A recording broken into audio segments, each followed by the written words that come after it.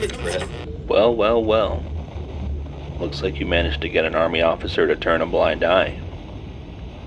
Welcome to the zone, Stalker. Behold its glory and its horror.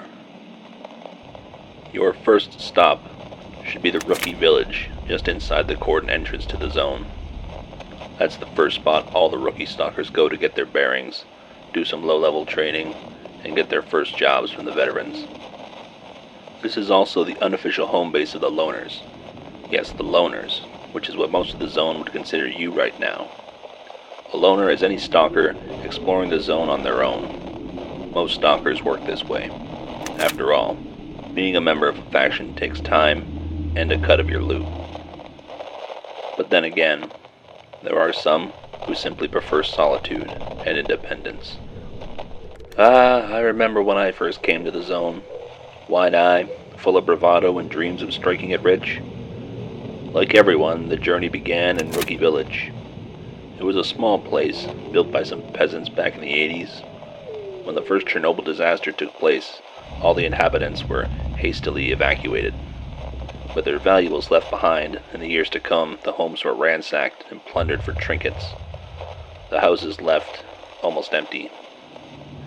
Sometime after the second emission, a trader, known as S.T.A.L.K.E.R, moved into a small bunker west of the hamlet. He started a trading business there, and in the early days, he sold to stalkers and soldiers alike. As the military withdrew to the cordon, his clientele became purely stalkers. He supplies the stalkers who seek him out with weapons, armor, ammo, information, and whatnot. Naturally, S.T.A.L.K.E.R will have some jobs for you. Also, you can seek out veterans like Wolf or Hound. They often have small side jobs or artifact hunts for rookies to cut their teeth on. So, the loners. Not really what you'd call an official faction per se. Rather, it's a categorization of stalkers that don't play sides.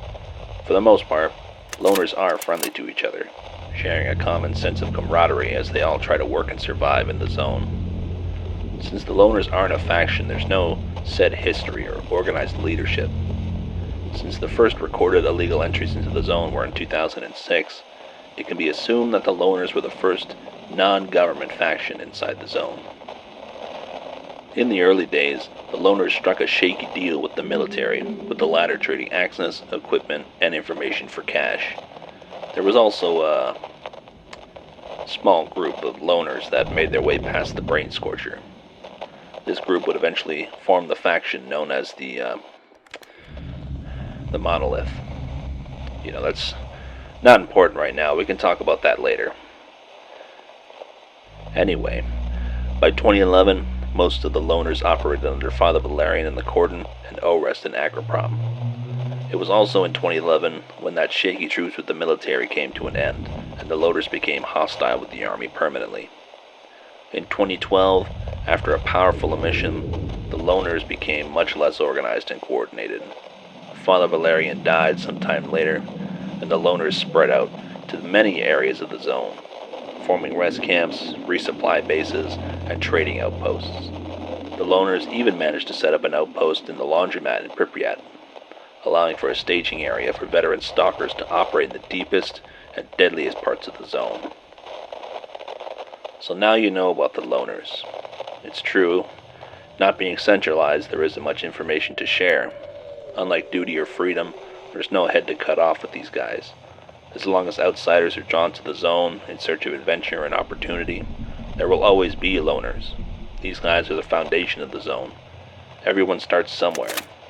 So sit around a campfire, pass some vodka, and share some stories.